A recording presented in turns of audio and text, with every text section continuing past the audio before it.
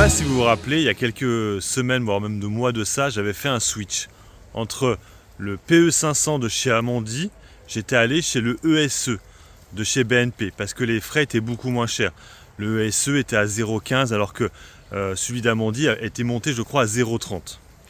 J'ai dit ouais non, là c'est trop cher maintenant, c'est pas la peine. Et en plus ils avaient changé de méthode, ils avaient pris que les actifs ESG, c'était un ETF en fait ESG, alors que BNP était resté un ETF normal, classique. Bref, donc j'avais pris ma plus-value sur Amundi et du coup j'avais switché chez BNP. Chez BNP pour l'instant j'ai rien gagné de spécial, j'ai gagné un tout petit peu, c'est vrai que bon on était déjà très haut et de toute façon il n'y avait rien d'autre à faire. Hein. Donc j'ai pris, donc actuellement j'ai 800 € dessus. Et je m'étais dit, même, toujours la même méthode, hein, quand on casse la Bollinger par le bas, j'en reprends. Pour l'instant, c'était pas le cas. J'en avais repris il y a quelques semaines de ça, j'avais pas vu de changement. Pourquoi je parle de changement? Parce que ce matin sur X, je regarde un peu, et il y a quelqu'un qui se plaint que chez Bourse Direct, les frais ont explosé sur cet ETF-là, le ESE de chez BNP. Je suis merde, c'est quoi ce bordel? Moi je l'ai, j'ai pas vu ça la dernière fois que j'ai fait un achat, mais c'était il y a quelques semaines en arrière. En plus on a changé de mois il y a peu de temps. Peut-être qu'il y a eu des changements. Ouais, donc du coup je vais sur mon téléphone, je fais un ordre. Donc je passe un ordre sur Bourse Direct et je mets plus de 500 €. 700 et des poussières. Je valide et là bim, effectivement les tarifs se sont envolés.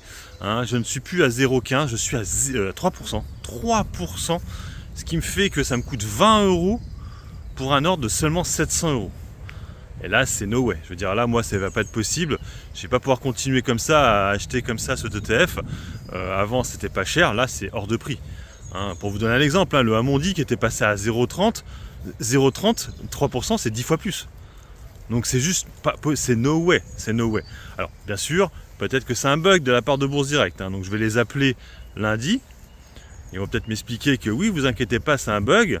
Mais s'ils me disent non, c'est pas un bug, c'est bien 3%, je vais devoir vendre l'ETF et puis retourner sur le PE500. Parce que finalement, les 0,30, c'était pas si cher que ça. Puis finalement, c'est pas grave, hein, que ce soit woke ou. Je m'en fous, hein, franchement, moi je préfère que ce soit woke, mais que je paye pas des frais de malade. Hein. Donc là, j'avoue que je me suis fait un petit peu avoir. Alors bon, je dis ça, j'en sais rien. Je ne sais pas si c'est pas un bug. Hein.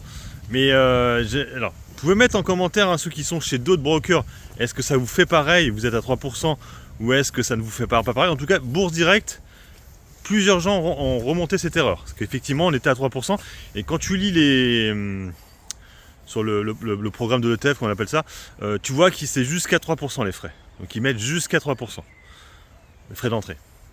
Donc est-ce que c'est ça? J'en sais rien.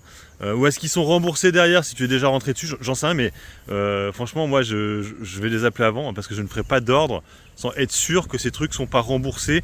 Parce que moi, c'est mort. Et si c'est validé que c'est 3%, je ressortirai de l'ETF, j'aurai rien gagné dessus. Et j'irai du coup reprendre l'Amundi, qui lui, pour le coup, ne remontera pas les tarifs. Il les a montés il y a 2 ou 3 mois de ça. Donc je pense pas qu'il va les remonter.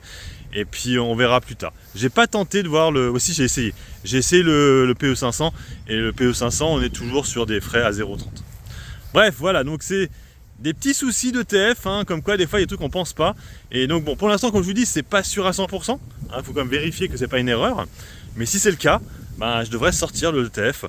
En tout cas, je suis pas de la gueule du monde si c'est le cas. Parce que là, franchement, un x10, plus de x10 sur les frais d'un ETF, waouh! Surtout sur un S&P 500 qui est un truc vachement connu que beaucoup de gens achètent. Bref, sur ce, moi je vous laisse, bon investissement et puis bon trade. Ciao ciao.